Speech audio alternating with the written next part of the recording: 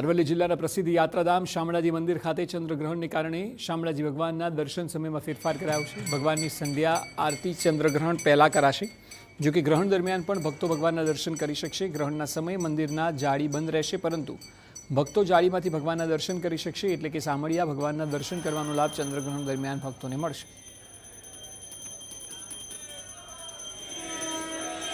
ગ્રહણમાં જે કાંઈ સત્કર્મ પુણ્ય કર્મ કરવામાં આવે, ભગવાનનું નામ સ્મરણ કરવામાં આવે, તેનો સહસ્ત્ર ગણું પુણ્ય ફળ પ્રાપ્ત થતું હોય છે। એવું સુંદર મજાનું આજે ગ્રહણ પણ છે, અને ગ્રહણ ઘણા બધા લાંબા સમય પછી આટલું મોટું ગ્રહણ આવ્યું છે, તો આ ગ્રહણ અંતર્ગત ભગવાનનું નામ સ્મરણ કરવાથી અનેક પ્રકારનું પુણ્ય પ્રાપ્ત થતું હોય છે।